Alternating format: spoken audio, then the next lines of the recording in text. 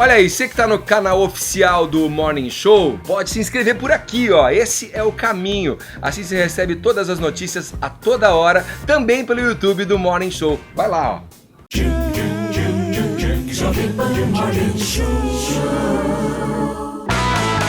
Olá, bom dia! Agora 9h59, horário de Brasília. Vamos começando aqui pela Jovem Pan, mais um Sua revista radiofônica segue até às 11h30 da manhã.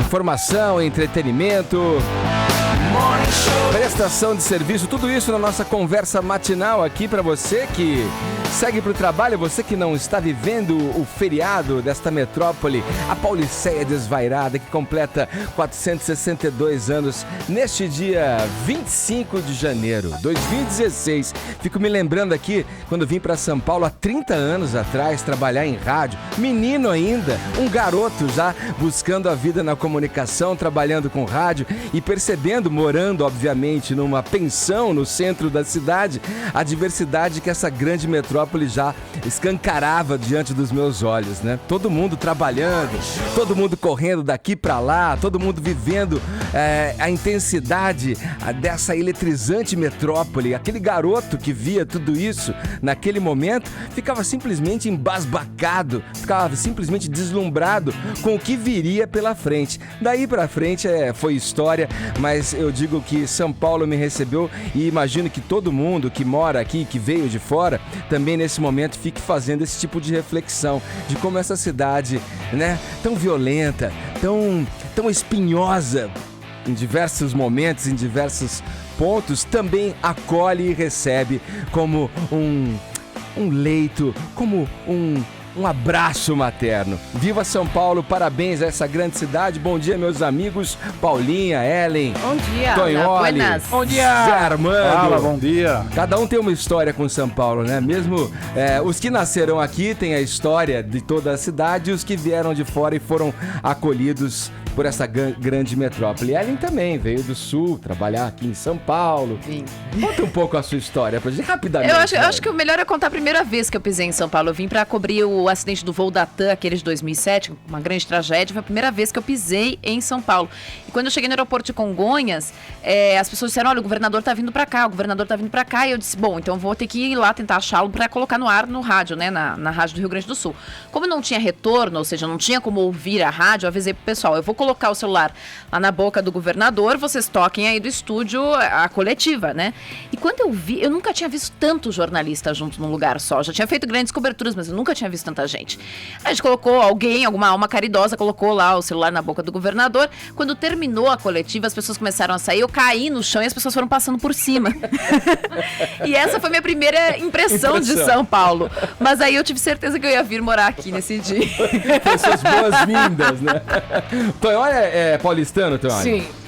Divisa do Tatuapé com o Parque São Jorge, e talvez uma das coisas mais vívidas que marca em São Paulo é que quando eu era adolescente ou pós-adolescente, eu vim aqui pra Paulista e eu tinha o cabelo muito grande, eu era muito confundido com o Casagrande. Muito! E teve vezes que eu deixei de ver porque eu não queria ser mais confundido com o Casagrande. É um trauma. Era só casão.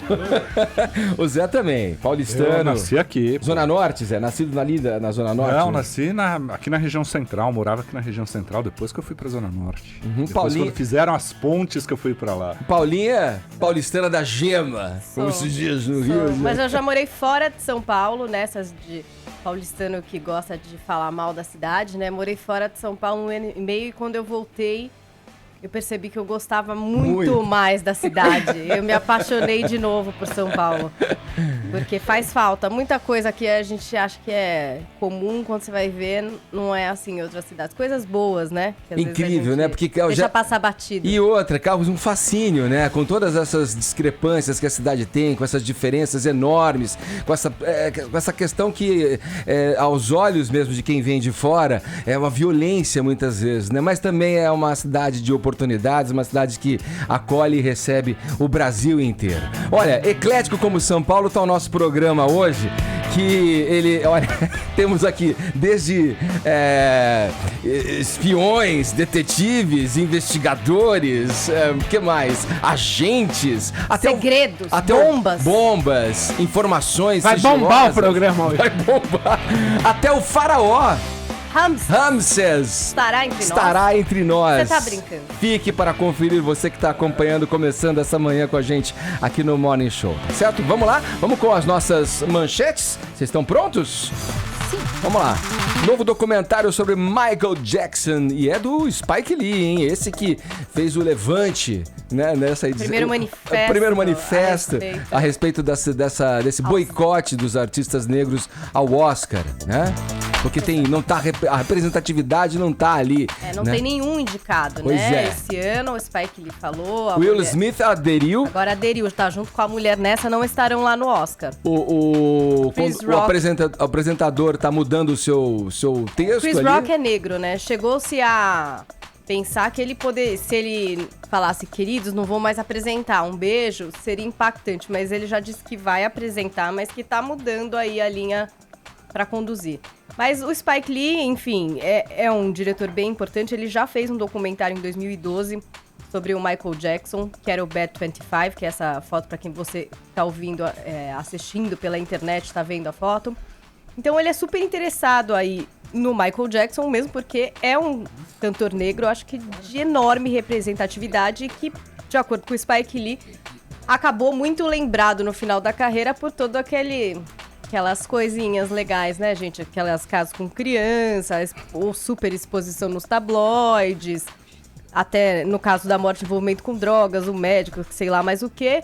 Mas, claro que o trabalho artístico dele é inegável e aí ele vem aí em Sundance, lança esse documentário que já vai pra TV americana agora em 5 de fevereiro, que se chama Michael Jackson's Journey from Motown to Off the Wall, que vai até esse álbum Off the Wall. E aí ele entrevista, além dos técnicos que trabalharam com ele, Stevie Wonder, enfim, todas essas pessoas falando da relevância dele, alguns artistas atuais, como Pharrell Williams, de rap, né, gente? Pra você que nunca ouviu essa música, uma pessoa ET que ficou fora da terra e que diz que nunca encontraria o seu tipo de música se não fosse pelo som do Michael Jackson. Tem também o The Weeknd, que tá fazendo bastante sucesso, que diz que descobriu essa vozinha dele falsete através desse álbum Off the Wall do Michael Jackson. Então, um documentário pra quem curte o Michael Jackson, quem gosta de música.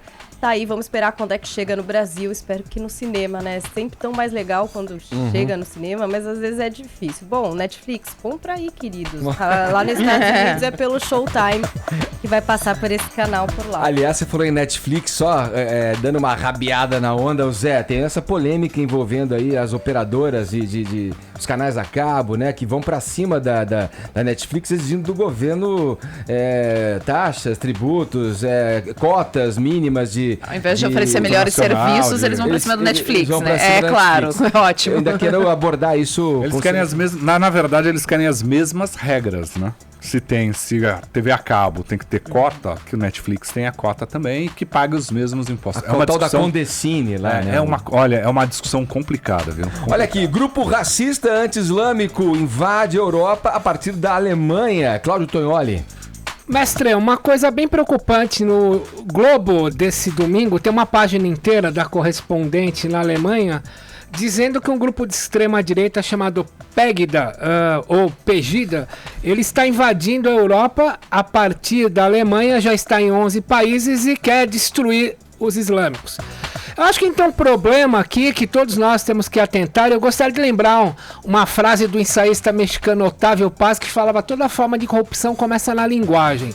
Então nós temos vários lados querendo dizer que o islamismo é uma religião de terroristas. E a história não mostra isso. Se é uma religião de terroristas, por que nós temos 1,7 bilhão de islâmicos no mundo e a religião que mais cresce no mundo? Então a gente tem uma distorção fundamental. A mídia dá todo dia que jihad é guerra santa contra os infiéis. Mas quando o arcanjo Gabriel aparece para Maomé no ano de 610, ele fala que jihad é esforço, meta, objetivo. Tem outra. O arcanjo Gabriel diz a tradição. Fala pro Maomé o seguinte: você tem que fazer uma comunidade mundial que os islâmicos chamam de UMA, UMMA, em que todos são iguais, independentemente de nacionalidade, gênero, sexo, religião. Eis porque, vamos lembrar, o Cassius Clay, quando ganha o cinturão mundial de boxe, vai pro Vietnã, não quer ir pro Vietnã e tem um cinturão caçado, ele se converte ao islamismo com o nome de Muhammad Ali. Maomé, Muhammad Ali, que é o genro do Maomé, que casou com a Fátima, filha dele. Portanto, se é uma religião de intolerância, por que é a que mais cresce no mundo? Então nós temos uma distorção brutal, querendo dizer que todo islâmico é terrorista, e por outro lado, nós temos esses grupos radicais mesmo, como o Estado Islâmico, etc., querendo distorcer também o islamismo. Então é um perigo de intolerância como nunca se viu. Ô professor, mas não são os próprios islâmicos que acabam distorcendo muitas vezes o que tá no Corão ali, e interpretando de uma maneira errada e justificando através dessa interpretação errada o que eles andam fazendo nos atos terroristas, enfim? Na verdade, com toda esse boom já que as redes sociais, desculpa pelo pleonasmo, estão bombando, é muito fácil hoje uma pessoa pegar qualquer religião, editar o seu bel prazer e fazer uma nova religião. Aliás, acho que é o maior medo hoje do Departamento de Estado americano, é o surgimento que eles chamam de militias, as milícias, e você tem um termo pro cara da milícia, eles chamam de vigilante, é o cara que fica o tempo todo procurando o inimigo. Qualquer um edita qualquer coisa e refaz os textos fundamentais ao seu bel prazer. Então a gente tem uma onda hoje de intolerância que passa inclusive pela má criatividade das pessoas em criarem uma loucurinha ao sabor do minuto. Uma dessas loucurinhas é esse grupo aqui que já invadiu 11 países da Europa e surgiu apenas há um ano atrás. Olha só, vamos girando o assunto aqui no Morning Show nessa manhã de segunda-feira, 25 de janeiro, aniversário de São Paulo. Se a crise fez com que mais hermanos viessem ao litoral brasileiro em 2016, ela também complicou a vida de quem deseja viajar pela América Latina, pelo menos para os brasileiros, né, professora Ellen Brown? Exatamente. Ontem a Folha trazia uma reportagem dizendo que a invasão de argentinos levava dinheiro, mate e choripã para praias de Florianópolis. Eu digo, não, isso é gaúcho, né, argentino, porque mate e choripã... Mas muitos argentinos estão vindo para o Brasil. A Embratur estima aí que pelo menos 1.100.000 argentinos vão para praias de Santa Catarina, devem chegar nas praias de Santa Catarina, dos 2 milhões que estão vindo para o Brasil. Tem 9 voos diários saindo de Buenos Aires e indo para Florianópolis. Acontece que o movimento contrário, os brasileiros querendo ir para a América Latina e sobretudo a Argentina, está ficando cada vez mais difícil. Por quê? Porque quem ia no ano passado, a diferença entre o real e o peso era muito grande. Ainda há uma diferença, mas ela está cada vez menor e a gente sente muito isso. Além disso, a Argentina, por exemplo, está com uma inflação altíssima, que também deixa os preços no país muito caros. Então, você vai fazer uma refeição simples lá, é tudo muito caro. Agora, nas férias, eu fui para Santiago do Chile, também estava caríssimo. Então, a América Latina, eu vi muitos brasileiros indo, porque, claro, quem ia antes, mas isso não quer dizer que a coisa está melhor, é que quem ia antes para os Estados Unidos ou para a Europa, né, que o dólar e o euro estão muito altos, vão para cá que o peso é um pouco menor, mas ainda assim está muito caro. Uma inflação na Argentina aí que chegou só na capital Buenos Aires quase 27% atingiu essa inflação. Houve uma desvalorização aí muito grande do real, então um dólar, na verdade, está valendo aí cerca de 15 pesos, o que pra gente já não é mais uma coisa que leva tanto em conta. E é muito difícil. É muito nítido isso que você está falando, porque antes da crise o brasileiro viajava para a Argentina, enfim, pela América Latina geral, mas estou falando da Argentina, já que você tocou nos argentinos que vêm para Santa Catarina, com uma facilidade, era uma bagunça, era uma fusarca, todo mundo ia pra lá, quem morava em Porto Alegre, era mais fácil ir a show, por exemplo, Montevidéu e Buenos Aires do que vir a São Paulo. Era mais barato. Compreensível. E em consequência disso, diminuiu a frequência de argentinos aqui, porque estava difícil para os caras. Agora, com esse movimento de crise, inverteu a situação. Aliás, esse fim de semana, só falando da Argentina, eu lembrei do acidente com o pai e a garota eu não sei nem se encontraram já foram localizados? Os argentinos? Os argentinos sofreram acidente, a menina até caiu ontem à do noite não penhasco. haviam achado ainda. Era o pai e duas Teria filhas, uma isso. de 9 e uma de 7. A filha mais nova de 7 sumiu, acharam a filha de 9 só. 9 tava Isso. no costeiro. Vamos lá, agora 10 horas 13 minutos, a gente segue no programa logo mais com esse bate-papo aqui com esse ex-agente da... Ô, Zé Armando, esqueci de você, esqueceu, Zé. Edgar. Tudo bem, vou embora, Edgar. Acho que foi boicote, na verdade. É que eu tô disfarçado hoje de agente Eu queria especial. saber se Olha nossa- a camiseta dele. Eu queria saber se a nossa uniformizado. produtora estava alerta, estava atenta, Zé Armando. bom. Então vamos lá. Como é que, Zé Armando, só você para explicar isso, porque o sujeito entra de férias, né? Quando você imagina que aquele programa vai dar uma esfriada, as pessoas vão perder um pouco o interesse. Eis que aquele programa gravado nas férias, né, de um cara conhecido como Ratinho, aumenta a audiência, Zé? Aumenta a audiência, não é nem gravado inédito, viu? Ele fez um dos melhores momentos de 2015, usa agora durante o período das férias, aumentou bastante a audiência. E aí os estrategistas do SBT começaram a analisar os números e constataram o seguinte: o Ratinho conseguiu, nesse mês de janeiro, conquistar um público novo, um público infantil, que vem aí de carrossel, tal, nos claro, tanto que ele tem apostado mais em brincadeiras do que nas polêmicas. Então ele conquistou esse público infantil. E além disso, universitários que estão em férias, que estudavam à noite, e agora o Ratinho é sempre Chaves e Ratinho, os universitários gostam bastante. Para você ter uma ideia, em janeiro de 2015, o Ratinho marcou 6 pontos de média. Esse ano, 9,2. Subiu 3 pontos. Para você ter uma ideia, em outubro ele tinha 8,1, novembro também 8,1, em dezembro caiu para 7,9 e agora ganhou 2 pontos, só pegando assim a molecada, o pessoal de férias. O Ratinho entra em férias, conquista também o povo das férias. Falado, Zé Armando, agora 10 horas 15 minutos, horário de Brasília. Olha, bem que poderia ser uma trama de Homeland, mas aconteceu aqui em terras tropicais. O Serviço de Inteligência Brasileiro, a ABIN, deixou escapar um terrorista da Al-Qaeda que veio fazer ações em Minas Gerais, o que por si só já desperta curiosidade. Vamos saber o porquê disso. A informação é do Tenente Coronel da Reserva André Soares. Ele é autor do livro A Caixa Preta da ABIN e um dos mais graduados oficiais do Exército Brasileiro em ações contra o terrorismo. É com ele que a gente conversa agora aqui no Morning Show. Bom dia, Tenente Coronel. Seja bem-vindo, um prazer falar com você aqui. Bom dia, Edgar, bom dia a todos, né? Bom dia a São Paulo, né? Aniversário da cidade. Eu que não sou paulista, mas tenho São Paulo como coração, né? Porque a minha história de serviços secretos começou aqui, né? E é isso que você falou, com relação ao terrorismo, infelizmente, a notícia não é das melhores. Porque a gente, assim, por uma questão da natureza, talvez o DNA do brasileiro não comporta a ideia de que possa haver algo relacionado... Alguém interessado em fazer terrorismo no Brasil? ao terrorismo Tinha? aqui no Por Brasil. quê? Ó, tem muita gente interessada, sim, e o Brasil, em especial, é o paraíso do terrorismo internacional. É o paraíso? É o Mas paraíso. pra férias ou pra rolar alguma ação? A gente assim? sabe Os que caras se tem esconderam. tráfico, mas terrorismo, o que queria fazer esse pessoal aqui em Minas? Ó, então, só para lembrar, esse livro da Caixa Preta da ABIN, eu escrevi em parceria com o Cláudio Tognoli, com o professor Depoimento ao professor Cláudio Júlio Tognoli. E fizemos questão de colocar 4 capítulos no livro sobre terrorismo, só sobre terrorismo. Um deles eu explico por que o Brasil é o paraíso do terrorismo internacional. Mas de maneira, o Tenente Coronel, de maneira geral, o que te levou a botar a boca no trombone? Eu tenho quase 30 anos de serviços secretos, né? E infelizmente eu sou obrigado a dizer a verdade, detesto dar más notícias, mas os nossos serviços secretos são a grande caixa preta da República Federativa do Brasil, Edgar.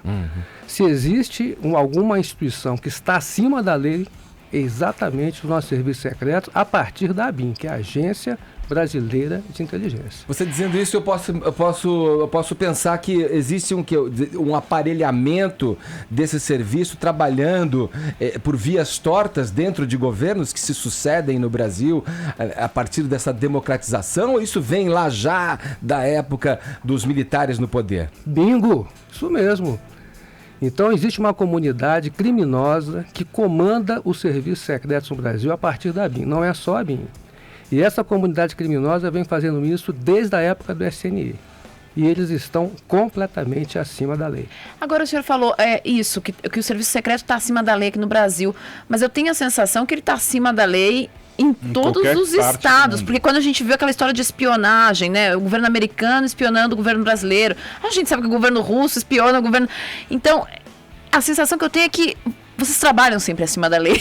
Não é um pouco isso? Obrigado pela colocação, Hélio, porque é exatamente o oposto. Se, por exemplo, a ABIN, que fez os crimes da Operação Satyagraha, depois se quiserem eu falo sobre isso, né? Só para ter uma noção, se os crimes que a ABIN cometeu na Satyagraha tivessem sido cometidos em qualquer outro país do mundo, os seus dirigentes teriam sido condenados ou à prisão perpétua ou à pena capital. Então, por exemplo, nos Estados Unidos, se a ABIN fizesse nos Estados Unidos o que faz aqui, eles seriam condenados ou à prisão perpétua ou à pena capital. Você está falando que ela fizesse é o quê? Por exemplo, grampos em veículos de comunicação? Grampos em ministros? Onde vocês estão metendo BD? Onde a ABIN está metendo BD? Pergunta dela, o coronel tem uma informação boa, que é, no governo Lula, houve na ABIN uma operação secreta chamada Mídia, que era para grampear nós, jornalistas, e o tenente-coronel foi no gabinete da presidência denunciar isso. Respondendo a ela e a mim, conta a Operação Mídia. Nossa senhora, isso é uma história de horrores, gente. Na segunda-feira isso aí dá uma indigestão danada.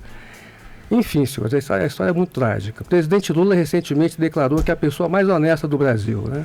Pode ter alguém honesto igual a ele, mas não mais do que ele. Viva alma, né? Pois há mais de 10 anos atrás eu fui ao gabinete do presidente Lula, no GSI, porque eu era oficial da presidência da República, denunciar um festival de crimes cometidos pela ABIN.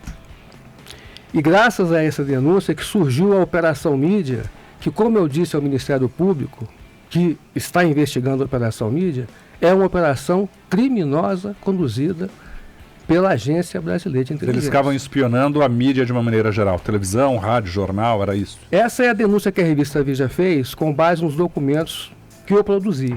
Mas a situação é ainda mais grave. Por exemplo, por que eu fui denunciar o presidente Lula os crimes cometidos pela ABIN? Porque eu fui obrigado a participar de uma ação criminosa. E eu me neguei a participar disso. E sabe o que aconteceu, Edgar? Isso está tudo escrito no livro. Eu fui ameaçado de morte. Dentro da ABIN pelo diretor de contra-espionagem. No exercício da tua função. Na minha função. Da tua função. Agora, essa operação da mídia, porque espionar a mídia, qual era o intuito disso? Nos detalhes, obviamente, porque o que eu estou perguntando é isso, porque a mídia, no final das contas, ela expõe a matéria do seu objeto, da sua reportagem ali. Então fica muito claro qual é a posição daquela empresa, daquela outra empresa, a linha editorial que segue um, a linha editorial que segue o outro. Isso fica tudo muito claro. O objetivo da espionagem na mídia tinha qual intenção? Eu tenho que tomar cuidado com o que eu falo aqui, evidentemente, né? Mas, por exemplo, só rapidamente, Edgar, por que o Mensalão deu certo? Por causa de dois atores principais, Joaquim Barbosa e mídia. Por que a Operação Lava Jato está andando? Por causa de Sérgio Moro. Nós devemos agradecer o Jeff. Aliás, nós devemos agradecer o Jeff também, né? Aliás, coronel, você contou aqui no corredor, eu vou te perguntar no ar, porque eu falei que ia perguntar no ar. Você disse que hoje o Ministério Público Federal e os procuradores da Lava Jato estão sendo criminosamente grampeados pelo Serviço de Inteligência. Você podia contar ao vivo aqui para todo mundo? Eu vou colocar isso nas minhas palavras. E eu estou revelando isso em primeira mão, porque isso nunca foi revelado. E é uma coisa horrível. Essa comunidade criminosa, ela comete ilicitudes o tempo todo. Existem várias operações e essa comunidade utiliza os serviços secretos a partir da ABIN, e não apenas a ABIN. E uma das operações criminosas que está em andamento e já faz algum tempo tem como alvo ou como vítima o Ministério Público. Então vocês imaginam as repercussões que isso possa ter no país. Na figura do maior representante da operação, que é o juiz Sérgio Moro, no caso? Não, o MPF, no caso, eles vão levando no Ministério Público, né? Mas o Sérgio Moro recebe pressão também de todos os lados. Ele está falando dos procuradores, né? Dos procuradores eu não estou falando da pessoa do Sérgio Moro, nem da pessoa dos procuradores. Rapidamente, só para vocês se lembrarem, ano passado, 2015, o governo alardeou uma ameaça contra a vida do Rodrigo Janot. Não é isso? Foi alardeado isso, embora isso tenha ficado vago, falar de classe sigiloso, enfim. Mas essa é uma ameaça contra a pessoa do procurador. Eu estou falando de uma ameaça contra a instituição Ministério Público. Sim. Entendeu? Por exemplo, essa ameaça, ela já ocorreu no passado, como nunca aconteceu no mundo. A comunidade criminosa dos serviços secretos grampeou os ministros do Supremo Tribunal Federal, vocês se lembram disso. Chegou ao ponto, em 2007, 2008, do presidente do Supremo Tribunal Federal e ao presidente Lula denunciar isso. Isso a mídia alardeou. E o que aconteceu? Nada. Só para completar, Tonholi. O Supremo acha que essa operação clandestina da comunidade de inteligência contra eles acabou. Não acabou. Ela recrudesceu de novo quando o ministro Joaquim Barbosa foi presidente do Supremo. Mas hoje a operação mais hostil, mais agressiva é contra o Ministério Público. Bom, a gente começou falando do terrorista lá em Minas, né? E aí, que história era essa? Que terrorista era esse? O que ele veio fazer aqui? Por que ele fugiu? Voltando para esse terrorismo do Brasil que a gente acabou não... Sabe-se que esse é um dos temas do teu livro, baseado numa questão do nepotismo, né? Que é uma coisa que é arraigada na política brasileira, né? Que esse cara... Não é oficial, é cruzado, né? Se não é oficial, é cruzado, exatamente. Primeiro, o que esse sujeito da Al-Qaeda, essa figura importante da Al-Qaeda, estaria fazendo aqui? E o que aconteceu que deixaram e por que ele escapou da inteligência brasileira? Nossa, é muita coisa. Vou tentar ser fica uma ideia meio de pastelão, né? Essa história toda, né? Eu vou fazer até um resumo disso para vocês verem o festival de horrores que foi essa operação. Existia um alvo da Al-Qaeda no Brasil, um dirigente importante. E aí se resolveu fazer uma operação de contra-terrorismo sobre ele. E aí foi designado um grande agente profissional para fazer infiltração nessa rede terrorista. Quem foi que ele escolheu para fazer a infiltração? O parente dele, que não era da BIM. E isso contraria as normas de serviços secretos. Só fazendo um parêntese. Se o Estado um dia resolver investigar a BIM como nunca foi feito, vão descobrir que, entre outras coisas, o maior nepotismo que existe no Brasil é na BIM. Existem famílias inteiras dentro da BIM. Pai, irmão, tia, sogro, cachorro, papagaio, periquito. Isso da herança maldita do SNI. Pois bem, voltando à questão do terrorismo. Isso está em detalhes no livro que eu escrevi com Cláudio Tonholi. Durante a condução dessa operação de contra-terrorismo, que passou por vários diretores gerais da BIM, passou por vários, isso vem há muitos anos, o parente do elemento da BIM, do controlador da BIM, recebia verba secreta que é pago com o nosso dinheiro. E recebia valores muito superiores ao que normalmente se pagaria. Pois bem, nesse meio tempo, o parente dele da BIM resolveu se afastar da BIM. Por questões pessoais. Pediu licença e, pasmem, senhores, ele foi afastado no meio de uma operação de contra-terrorismo. Aí o que foi que decidiu o diretor da BIM? E é importante dizer a vocês e aos ouvintes que qualquer operação de inteligência só pode ser autorizada pessoalmente pelo diretor-geral, com assinatura de próprio punho. Então o diretor da BIM não pode dizer que não sabia disso. Pois bem, aí o diretor autorizou que ele se afastasse. Só que havia um diretor de contra-terrorismo que mandou substituí-lo. Imagina o que aconteceu. Ele não aceitou. Ou seja, ele se afastou da BIM e começou a conduzir a operação à revelia. Piorou.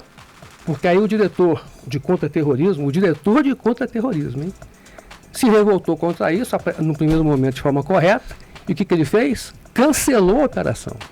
O cara da Al-Qaeda se escafedeu. Não, ainda não se escafedeu, porque o diretor de contra-terrorismo não pode cancelar uma operação de contra-terrorismo. Só o diretor da BIM fez isso à revelia do diretor da BIM.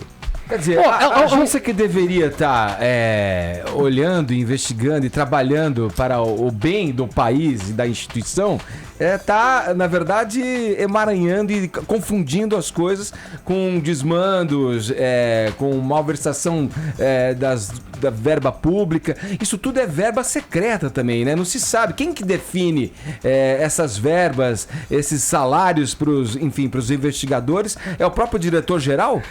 Boa pergunta, Edgar. Tem um capítulo, hein, então, nós fizemos um livro chamado Verba Secreta. Quer dizer, os caras decidem enquanto ganham também? Mas o desvio de verba secreta nos serviços secretos é o crime perfeito. Tem um capítulo no livro em que eu explico isso, conto como esse desvio de verba é feito. Na verdade, eu ensino como fazer o desvio de verba secreta. Então, se você é um governante, se você é um dirigente, se você é um político e quer desviar a verba secreta e não deixar rastros, leia o livro que eu escrevi com o Cláudio Tonholi, que você vai aprender como fazer isso. Tanto a Não pode falar, professor. Só que faz a pergunta. Eu vou... Fica para depois do intervalo. Vamos Tanto deixar a pergunta gente aqui. trabalhando supostamente pro bem da nação e não descobrindo o petrolão antes. Quem? Daqui a pouco, então, o Tenente Coronel André Soares responde pra gente. 10 horas 34 minutos, horário de Brasília. Vamos em frente aqui no nosso bate-papo com o Tenente Coronel André Soares, ele que deu depoimento ao Cláudio Tonholi e resultou no livro A Caixa Preta da ABIN. Esse aqui, pra quem tá nos acompanhando pelo aplicativo da PAN, pelo site, tá vendo aqui em minhas mãos. Vamos lá, Tonholi, retomando então o nosso papo, você puxou aí um assunto do petrolão. Coronel, tem uma metáfora aqui que é o seguinte, me parece que o petrolão era um carro com nitroglicerina e com batedores e com refrigeradores para ela não explodir, explodiu do nada e me parece que era bem cuidado esse carro. Eu me pergunto, por que a ABIN, que tudo investiga supostamente, não trouxe o petrolão antes? Porque a ABIN é um braço armado do governo para cobrir ilicitudes? Eu vou começar a responder essa pergunta a partir do mensalão, né? O mensalão, que não foi informado pela ABIN, começou com a participação da ABIN. Todos se lembram do grampo daquele diretor dos Correios que foi feito com a Araponga da ABIN. O Jairo Martins. O Jairo Martins. Com o Sargento Dadá. Exatamente. Esse aí é figura carimbada, né? Como tantas outras figuras. A Satyagraha, que veio logo em seguida, em 2008, o diretor da ABIN, Paulo Lacerda, né, foi no Congresso, na CPI, falou que não existia nada, que não sabia de nada, que não tinha nada, e desvelou-se um festival de crimes da ABIN, com mais de 80 agentes participando dessas ilicitudes. E por fim, se me perguntarem sobre o petrolão, eu duvido que a ABIN não saiba sobre o petrolão.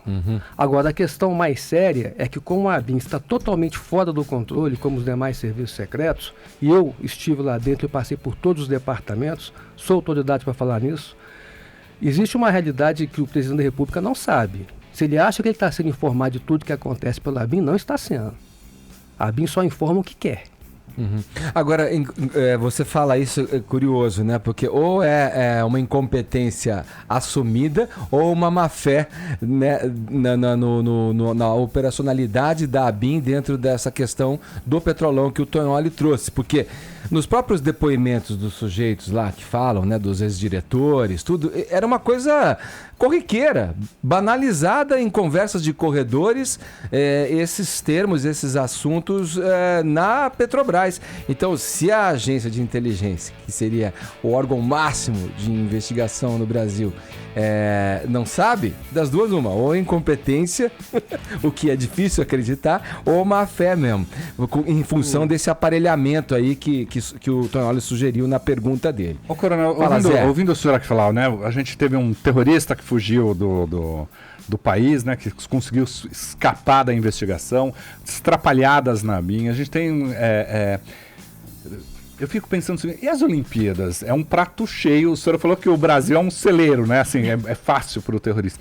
A gente está preparado para as Olimpíadas? Um grande evento onde a gente tem até um monte de gente no mundo inteiro fazendo ações. É um palco, vai estar todo mundo olhando para cá. O Brasil está preparado? Posso ir para um jogo olímpico seguro? Muito obrigado pela pergunta. Eu vou dar uma boa notícia. Em termos de segurança pública, eu diria que o Brasil está com uma estrutura de segurança satisfatória. Porque foi assim na Copa do Mundo e foi assim em eventos anteriores. O que o Estado faz, o Brasil faz com relação a isso quando tem grandes eventos aqui? Ele cria um cinturão de segurança.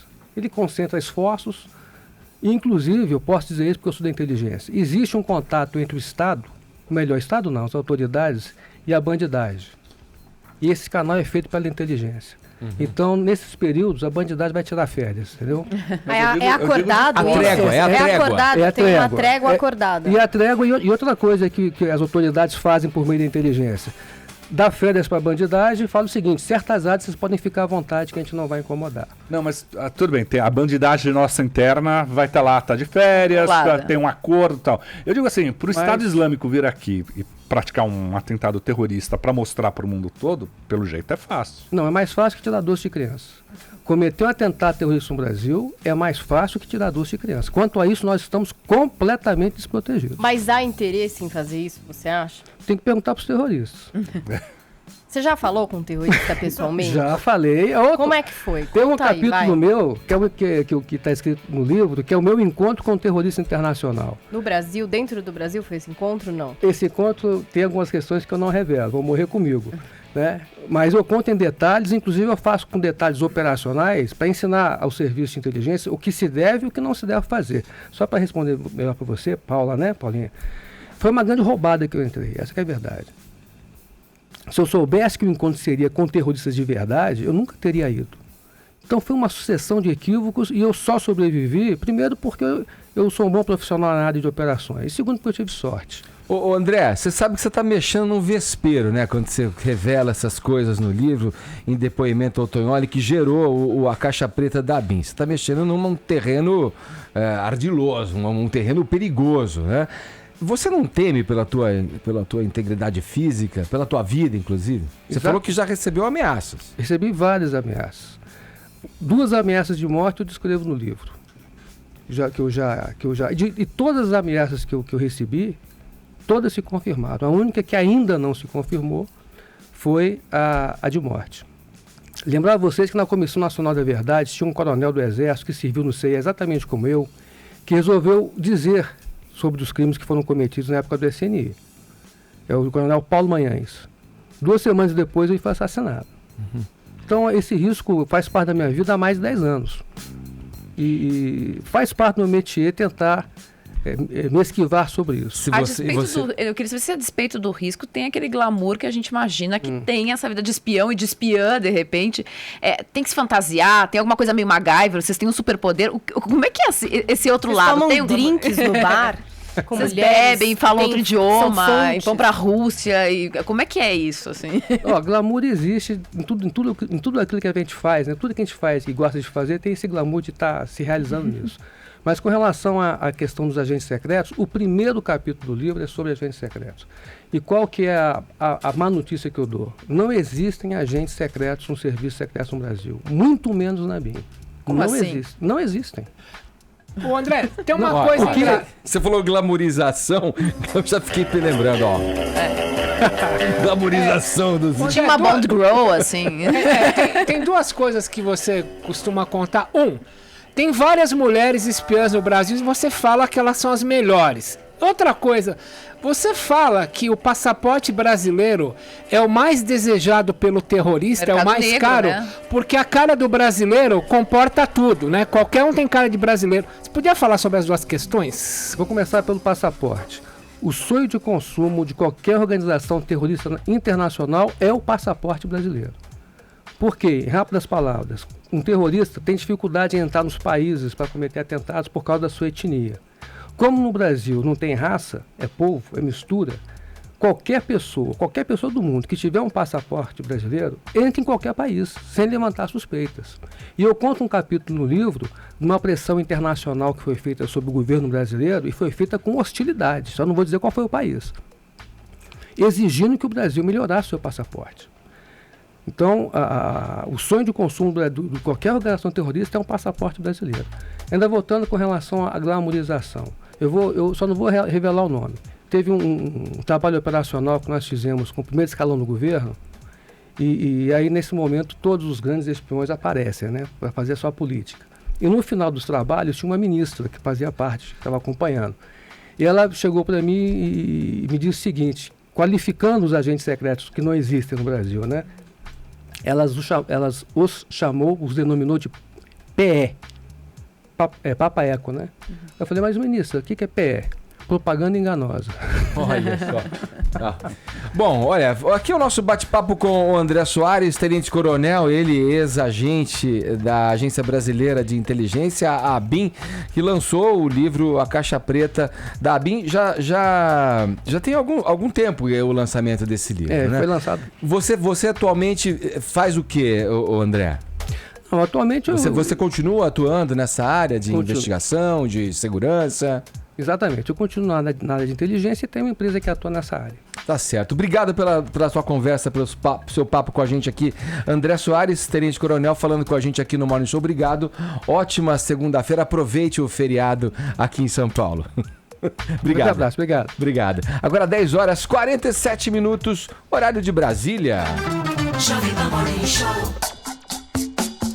Se você é daqueles que não perde uma oportunidade de viajar, preste atenção nessa nossa oferta aqui, ó. Super promoção CVC Voando Gol. Só hoje, hein? Você compra passagens aéreas e pacotes completos para viajar por lugares incríveis do Brasil por uma pechincha. Sabe quanto o voo de volta? Quanto o voo de volta, você sabe? R$79, querida. Ah, vá. Tá muito barato, né? As passagens de volta por R$79 é só hoje. Não economize oportunidades. Super promoção CVC Voando Gol. Vá a uma loja CVC, acesse cvc.com.br ou consulte seu agente de viagens, porque a CVC tá sempre com você. Meninas, chegou a hora, hein? É agora. Nossa, muitos Meninas. suspiros no estúdio. Meninas, olha aqui, ele foi protagonista de uma novela que causou um rebuliço, um verdadeiro rebuliço na teledramaturgia brasileira e agora virou filme. Vamos conversar com o ator e apresentador, hein? Essa é novidade pra mim, quero saber o Sérgio Maroni, o Ramsés de Os 10 Mandamentos. Bom dia, Sérgio. O protagonista era Moisés, aquele roubou a cena. Ele roubou a cena. Bom dia. Pô, maior prazer Bom estar aqui com dia. vocês. Um prazer receber você aqui para esse bate-papo risonho e franco, depois de conversar com o ex-agente da ABIN, né? Eu tava vendo a entrevista dele, sinistro. Não é? Pô. Quando você pensa uma... Bom, que eu até falei aqui nas internas, é até esperado esses desvios, digamos, dentro de um serviço de inteligência, era de um serviço secreto. Mas uma coisa sistemática e aparelhada assim, quer dizer, nunca antes... Não, antes também, né? Porque ele falou que vem lá dos milicos, né? Ex-CNI, O detalhe é alguém falar isso. Deve no ser herança da microfone, ditadura, né? Eu nem acredito. Exatamente, alguém... Aliás, você viveria, eu acho que isso. você viveria um agente Agente secreto secreto? assim, Sérgio? Eu, na verdade, eu fiz já num filme chamado Sonhos e Desejos, eu fiz um agente da ditadura, mas não era um agente secreto, mas tudo era meio secreto ali, né? Os aparelhos, as coisas, era tudo meio... Mas foi interessante. Deixa eu começar pela parte que me causou aqui a maior surpresa. A apresentadora. A gente conhece você como o teu pelo teu trabalho de ator, atuando aí nas novelas, antes na Globo, agora na Record. Então, o que é que vai vir aí de apresentador? Na verdade, assim, é um sonho meu muito antigo já faz uns 5 anos que eu tô querendo levar minha carreira, principalmente na televisão, para uma linha mais de shows. Novela é uma coisa que as pessoas não imaginam o trabalho que dá e a entrega que você tem que ter durante um ano, você fica praticamente sem vida durante esse um ano, ainda mais quando você tem um personagem forte dentro da trama, como foi o Ramsés durante esse último ano. A minha vida foi o Ramsés. E aí eu tenho vontade também de me comunicar sem ter um personagem na frente, de poder ser eu mesmo, expor as minhas ideias, e acabei já fazendo algumas coisas nessa área. Apresentei o Miss Brasil 2 vezes na TV Bandeirantes, fiz uma série chamada Florestabilidade no canal Futura, também, que foi bastante legal.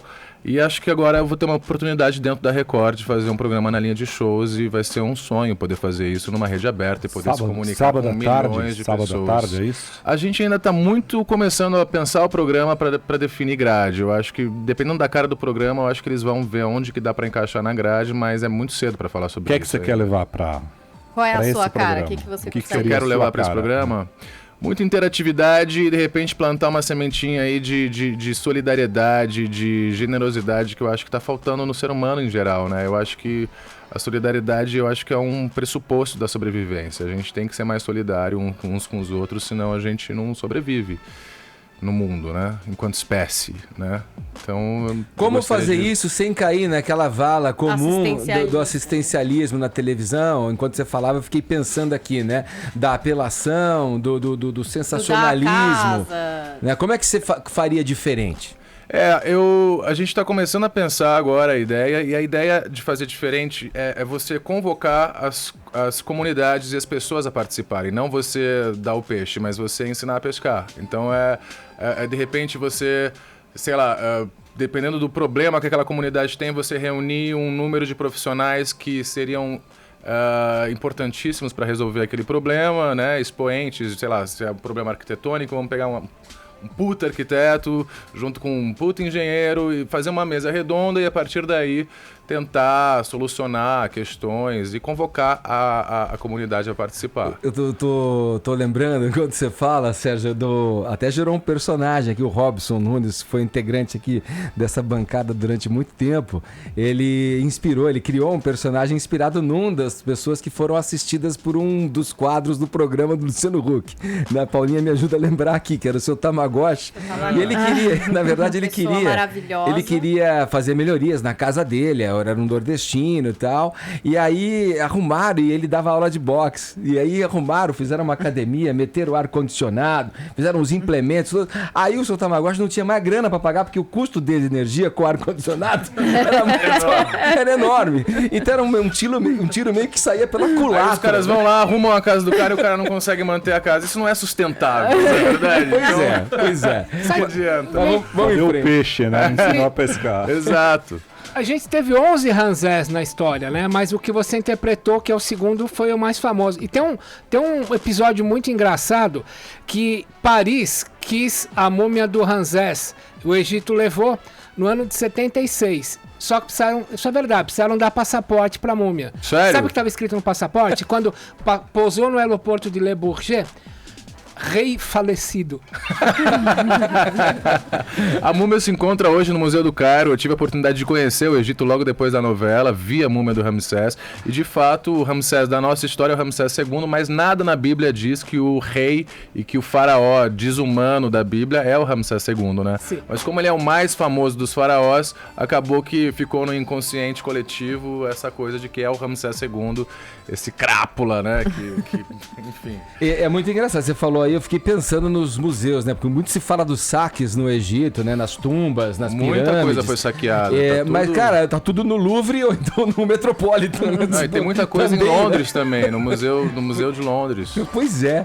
Bom, vamos lá, Paulinha. Eu queria ler um tweet aqui de uma amiga, ouvinte, Mariana Oliveira. Ela diz o seguinte: Maroni diz, durante um ano minha vida foi o Ramsés. Mal sabe ele que desde Malhação minha vida é ele. Quem sofreu mais? Quem sofreu mais? Quem Ô, sofreu mais? Mariana, um beijo enorme pra você. Eu não sei, é difícil falar, viu? E eu queria Obrigado fazer uma pelo carinho. pergunta. Ela levantou Malhação aqui, enfim, essas produções da Globo, a gente sabe, às vezes eles fazem ali uma imersão, ainda mais quando é algo de época. Às vezes os atores acabam indo pro país e ficam estudando a história. Eu queria saber como é que foi o preparo de vocês para fazer os 10 Mandamentos. Se foi assim também, se, enfim, ficou se discutindo aquilo, aprendendo sobre aquilo Como para que é o depois laboratório, fazer. né? Exatamente. Sem dúvida, a gente teve vários workshops sobre a cultura egípcia, história e uma coisa que foi fundamental, principalmente para mim que estava chegando numa casa nova, com atores que alguns eu conhecia de vista, assim, mas muito pouco contato com eles. A gente teve um time de preparadores de elenco lá da Record que fizeram um trabalho fantástico com a gente de colocar eu, o Gui e a Camila principalmente muito juntos ali, criar todos uns exercícios de bioenergética pra gente criar um elo mesmo, porque eles tinham uma coisa, os três, né, o Ramsés, o Moisés e a Nefertari, de uma amizade, uma irmandade ali desde muito pequenos. Então isso a gente tinha que quebrar essa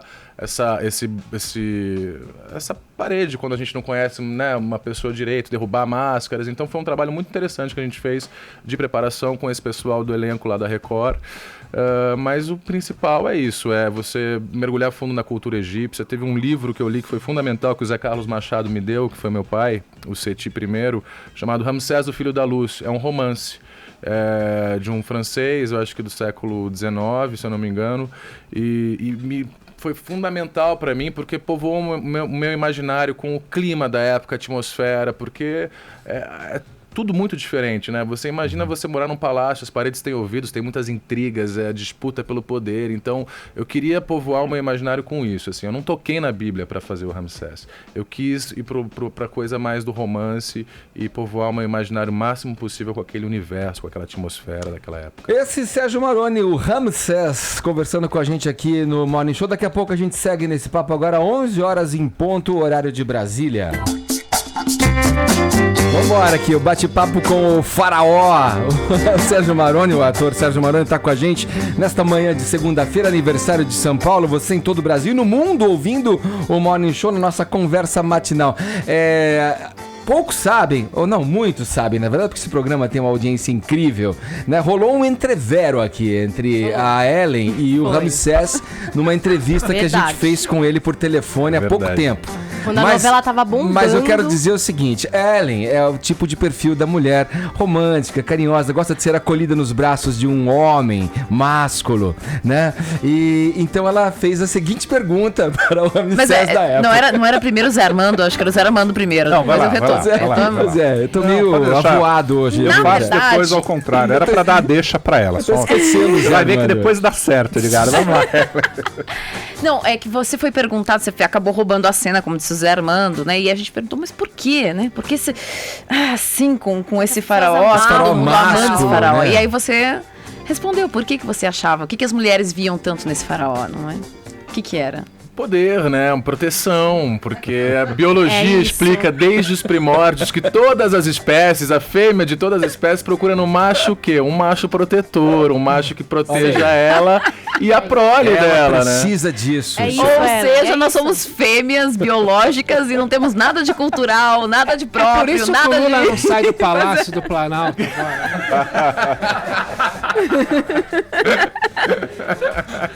É a segurança. Você sabe, ó, eu tenho um blog que é o Parabólica, fala de televisão e tal, e eu lembro no meio da novela eu fiz uma galeria de algumas fotos suas do Ramsés. E as que tinham peitoral, que não tava com toda, né, que ou ele tava lutando, alguma coisa, tô falando ele, o personagem, que é você, né, eram as mais clicadas. Isso também foi essa liberdade de esses trazer braços, um cara assim, um pouco mais malhado, tal, isso...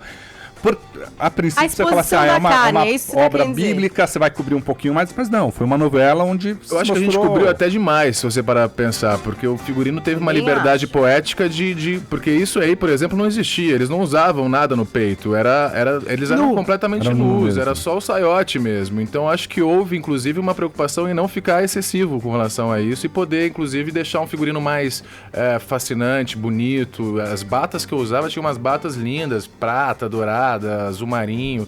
Então eu acho que o figurino ainda tomou esse cuidado para não ficar uma coisa excessiva, porque de fato a história mostra que eles não usavam nada em cima. Então, agora pode ser que tenha ajudado isso um pouco, né? A mídia inclusive gosta muito de fazer, nossa, perdeu não sei quantos quilos pro personagem. Alardeou-se muito isso incomoda o também. Ator, quando a mídia olha mais, que é inevitável, assim, você vê pela métrica, você fala, deu mais clique aqui. A pergunta é a seguinte, é mais difícil ser um bom ator sendo um galanzão, Sérgio? É isso? É difícil, porque você, sei lá, pega o exemplo do Brad Pitt, por exemplo, nunca ganhou o Oscar, eu acho um cara fera, você vê, o cara fez cada personagem incrível, bicho, um mais diferente do que o outro, você não reconhece. Eu revi esses dias Clube da Luta, incrível, né? É incrível, o cara se transforma, então assim, o cara é um puta ator, não dá pra dizer que não é, mas primeiro vem a beleza, né, porque tá aí na frente. Esses braços amostras é pra mostrar a segurança. Proteção, gente. Mostrar que o macho é forte, entendeu? Essa feminista de plantão aqui é o que ela mais quer, estar nos braços fortes. É o que ela mais quer. Ela só pensa nisso. Aproveitando aqui a presença do Sérgio, que fez essa imersão nos primórdios do estilismo egípcio, a gente tem aqui um novo quadro estreando no programa. Vamos lá. Dicas de verão com Ramsés. E aí, vamos lá, dicas de verão. O verão tá aí escancarado, muita gente ainda de férias, curtindo os finais de semana na praia e tal, né? O que você poderia dizer para essas pessoas? O Delineador foi um sucesso, né? Delineador, bastante. O delineador tinha uma explicação para isso, né? Era o óculos escuro da época, né? Porque dava uma segurada no sol, entrando no olho, a areia também, quando batia o vento, ficava grudada no delineador. Tinha essa finalidade? Então era essa a finalidade. Olha... Então, assim, a primeira dica Paulinha seria ficou caprichar no decepcionada. delineador. A Paulinha já caprichou, Sempre, já todos os dias, porque se aqui tem inspirou muita no areia. Rams pra vir, porque tem muito nevoeiro aqui, né? Sim. Mas, bom, delineador uma, mais uma, vai. Dicas de verão com Adorou a Ramsés. vinheta, né? Mais uma. Roupas leves. Roupas leves. Tecidos, Tecidos- brancas de preferência. Tecidos naturais. Imaculadamente naturais. brancas, por favor. É. Tecidos naturais, algodão, muito algodão. Ô, Sérgio, ela tá falando isso aí porque realmente foi uma crítica que eu fiz. A Armando é prova disso. Eu achava tudo muito limpinho, passadinho, engomadinho. Será que era assim mesmo na época? Porque você vê o exercício que as pessoas... Tudo bem, cinema é uma coisa, a televisão é outra, a teledramaturgia é outra coisa, mas... Você vê que existe um esforço no cinema de deixar a coisa mais verossímil, uma coisa mais natural, né? Com as roupas. Convivência, né? A gente chama isso de vivência. Você dá vivência à roupa. Cara, você não parecer que saiu do armário a roupa, mas que Exato. foi usada. Às vezes que me foi... parecia que saía do armário as roupas, o figurino. Bonito, tudo bem. Bem trabalhado, bem feito, mas deveras limpinho. Não sei, o que você achou? Tinha esse tipo de preocupação? Me parece que não. Era deixar bonitinho mesmo, né? Engomadinho. Não tinha esse tipo de preocupação Tinha esse tipo de preocupação com as roupas de guerra, por exemplo. As minhas armaduras todas, elas tinham passavam uma lixa, faziam Uma todo um ralada. tratamento pra dar essa impressão de que foi muito usada, enfim. Mas, de fato, essas roupas não havia essa preocupação. Era mais deixar o figurino deslumbrante, fascinante pro público em casa se deleitar. Porque Aliás, isso que você falou de vivência é uma tendência no estilo, eles chamam de relic. Então hoje você quer O que comprar... seria isso, professor? Não, Explica pra gente. você quer comprar hoje um instrumento, se você quer, você compra o instrumento, ele sai da fábrica esmerilhado, destruído, é um Aham. destruído novo, eles chamam de relic. Ah. Custa 5 vezes mais. É a mesma coisa do carro, o cara compra uma BMW, ela vem envelopada, meio manchadona. Sei. Então olha que engraçado, né? Na era do digital, as pessoas estão com saudade do analógico, do ruído, olha, tá da vendo? sujeira. A gente tá vendo que o mundo não é hospitalar. É, exatamente. A vivência, o relíquio envelopado é viva o analógico, viva a vivência. E quem não aderiu às calças Stonewashed? Não é? Não é? Não, hoje o cara bota um furo na bunda e cobra 5 vezes mais. rala a calça na pedra, Vivência. né? Pra Vivência. Vamos sair da moda? Vai, Zé. Amanhã tem a pré-estreia do filme e que eu na ia quinta a perguntar. estreia boa. oficial. É Você verdade. assistiu o Você filme? já... Não, eu não assisti o Claro. filme, eu dublei todas as minhas cenas, porque o áudio, a captação de áudio para televisão é diferente da de cinema, né? Porque você tem 5.1, enfim, é digital, é tudo... então eu dublei todas as minhas cenas, mas eu não vi o filme inteiro. Eu sei que o filme é um grande resumo da novela, a história principal Então, só vai estar na Isso novela. que fiquei intrigado. O filme é uma edição da novela, é isso? filme Ou tem é- alguma coisa inédita nova? Tem alguma coisa inédita nova, não no caso do Ramsés, porque o Ramsés ele sai de cena antes de terminar o filme, mas as últimas cenas do filme parece que foram gravadas unicamente para o filme, mas no Quando filme vai estar Moisés só a história. envelhece, né? Moisés vai até 120 anos. né? Moisés e Josué gravaram cenas novas, o meu personagem não tem nada a ver, mas eu não sei nem o que é, então eu não posso dizer o que é, porque eu não sei mesmo, não gravei. Mas é um grande resumo da novela, só a história principal de Moisés e Ramsés, principalmente, vai ter. Não tem nem o triângulo amoroso dos dois, porque na novela existe um triângulo amoroso entre Moisés, Ramsés e Nefertari. No filme vai ficar só a história principal mesmo. Então é isso. Como que é dublar um trabalho que você já fez? Porque acredito, havia uma emoção ali no momento da gravação, no estúdio da novela, e depois a dublagem é algo mais técnico ali, né? Totalmente Você já técnico. vivenciou aquilo, né? você fica Resgata ali. essa emoção, como que... Você tenta resgatar através de respiração, através de fechar o olho e viajar, cara. Tipo, o trabalho do ator acaba sendo muito também nesse tipo de trabalho, ainda mais uma novela como essa, onde a gente, sei lá, teve várias cenas onde a gente gravava sem cenário nenhum, sem ator pra contracenar, porque era tudo no fundo verde. É a sua imaginação, é o seu lado lúdico ali que tem que te ajudar a trabalhar, e eu acho que isso acaba funcionando também um pouco num estúdio de dublagem. Pois porque é, você também tá... e muito importante, porque você tem que contextualizar aquilo, e acredito que as leituras que você fez ali, que te ajudaram a criar o imaginário, né? É. Os cenários ali pra compor o teu personagem, também tem que estar na voz, porque a voz não mente, né? O rádio tem essa coisa, não dá pra você enganar muito. TV, você tem outros, né? Outros truques, subterfúgios ali pra, de repente, simular alguma coisa, mas a voz é direta, como essa da Paulinha agora. É uma Quer ver voz que muito verdade? direta agora. É Diga. uma verdade que eu vou dizer. Todos vão ouvir agora pelo rádio. Não, você já foi criticado pela sua atuação. Eu queria saber como que é pra você fazer uma novela que é sucesso de público. É tipo um tapa na cara da crítica. Da crítica. Porque foi uma moça. que Não, fez. mas você sabe que Tipo, pá, querida! Você falou, né? Então, Mas sabe que é a sucesso, crítica ou gostou não? muito de 10 Mandamentos, né? Embarcou na É menos uma, né, do jornal o Globo, que se diz crítica, mas que faz umas Patrícia críticas Kogut. muito rasas. E eu acho isso um absurdo, eu acho isso um desrespeito, eu acho isso um desserviço, inclusive. Eu não sei como tem credibilidade uma coluna dessa, porque você vê total parcialidade. Ela, no caso dos 10 Mandamentos, foi me dar uma nota 0 depois de 8 meses de novela. Eu já estava como rei, como faraó há uns 4 meses, e ela foi dizer que eu estava caricato. Então, assim, foi total... como é que eu vou te dizer...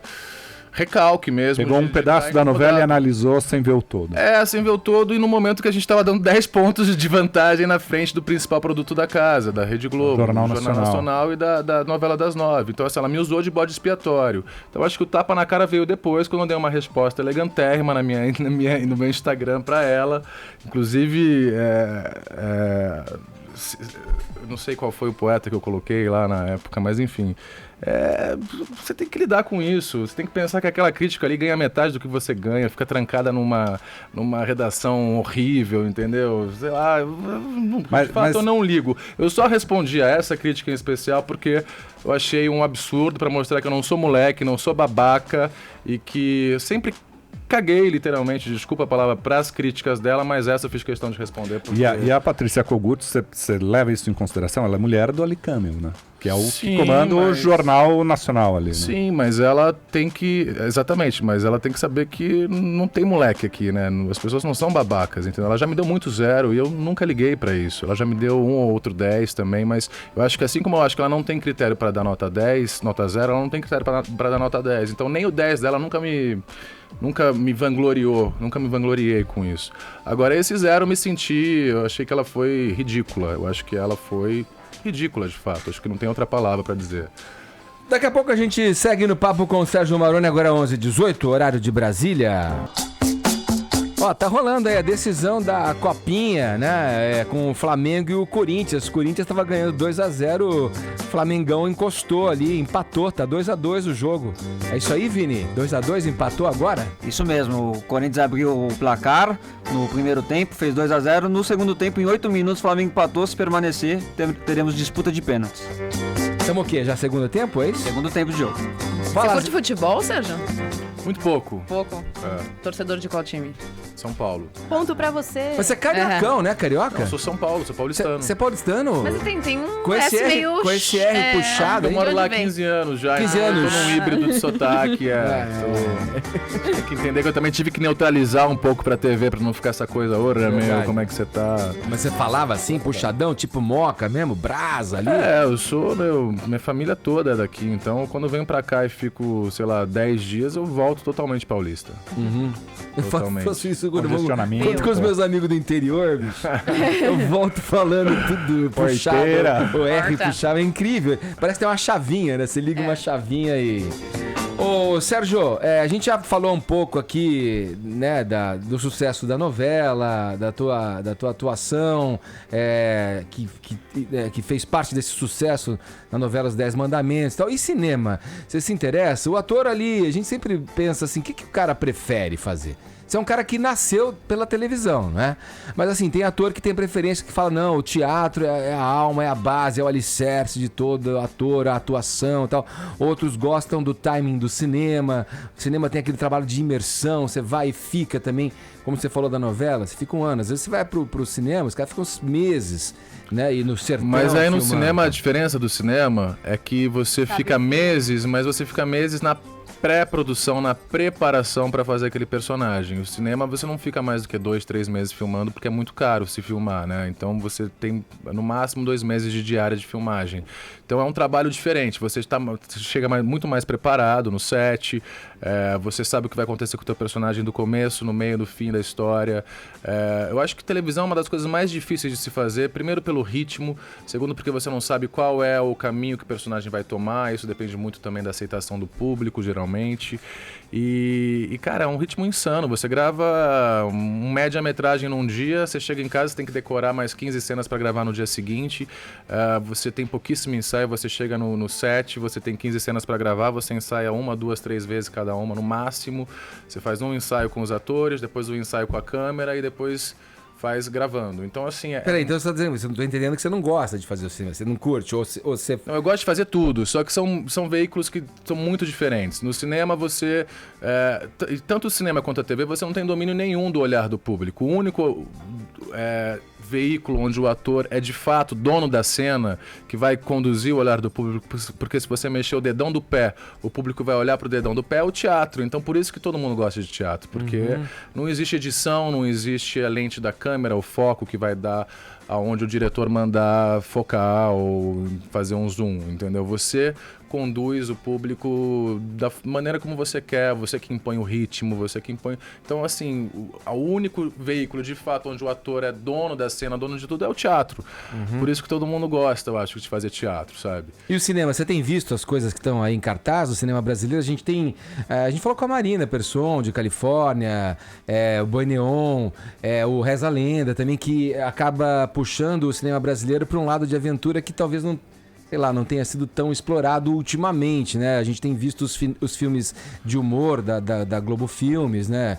Que são as grandes bilheterias quando se fala em cinema brasileiro. Mas você tem visto esse cinema de autor, mais esse cinema roots mesmo? Eu agora não, mas eu já tive mais ligado a esse cinema roots, frequentando inclusive alguns festivais de cinema fora do país, cinema mais alternativo. Eu fiz um filme em Pernambuco, que é o melhor cinema, acho que do Brasil atualmente, o mais original, o mais autêntico é o cinema pernambucano. Eu fiz um filme chamado Prometo um Dia Deixar Essa Cidade, que já rodou alguns festivais também fora do país. Deve estrear esse ano, ele teve no Festival do Rio ano passado, mas deve estrear esse ano não sei se a gente vai jogar direto, porque eu sou produtor também desse filme.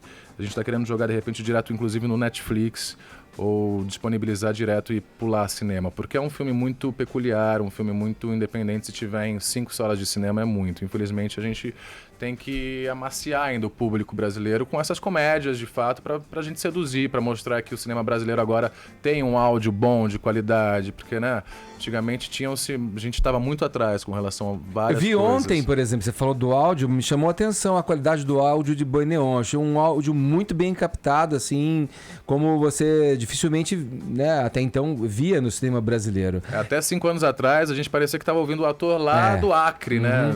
Muito louco isso. Ô Sérgio, pô, legal o nosso bate-papo, falando da tua carreira e tal, contando um pouco da tua vida, dicas de beleza do faraó. Dicas de beleza do faraó. Mas o cara não pode passar incólume aqui pelo programa sem passar pela nossa metralhadora. É rápido, não pode pensar pra responder, beleza? Beleza. Ator ou apresentador? Apresentador.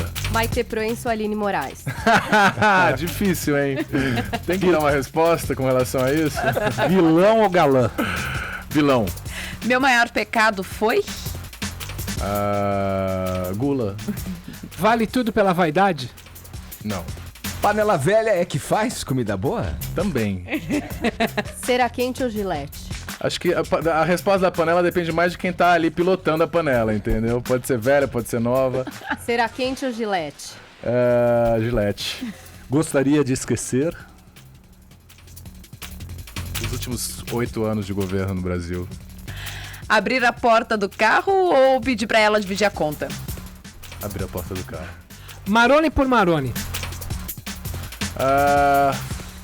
Cara tranquilo, pé no chão, trabalhador pra caramba, que ama o que faz. É isso. Aê, foi bem, foi bem. Legal, Sérgio, obrigado pela tua Pô, mó presença prazer, cara. Adorei. Vem Obrigado outras vocês. vezes aí. Voltarei, se Deus quiser. E boa sorte. Tem já alguma coisa fora essa tua incursão pelo entretenimento, trabalhando como apresentador?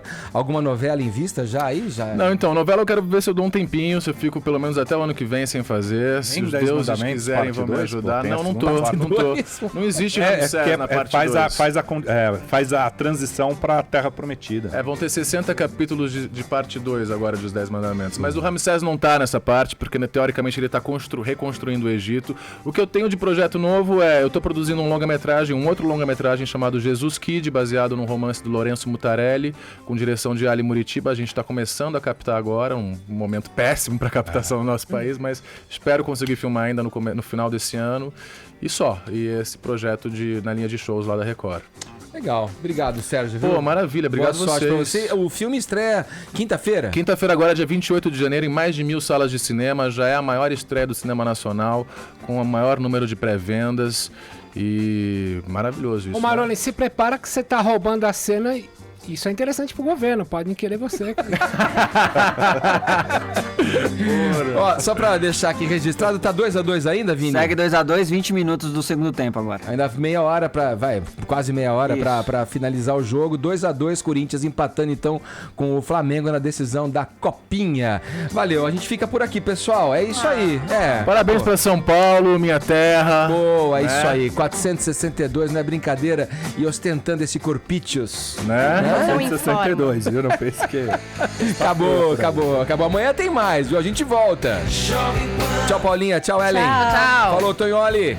Até já. Falou, José Armando. Valeu, até amanhã. Até mais. Valeu. A gente volta amanhã às 10 aqui na programação da Jovem Pan. Tchau.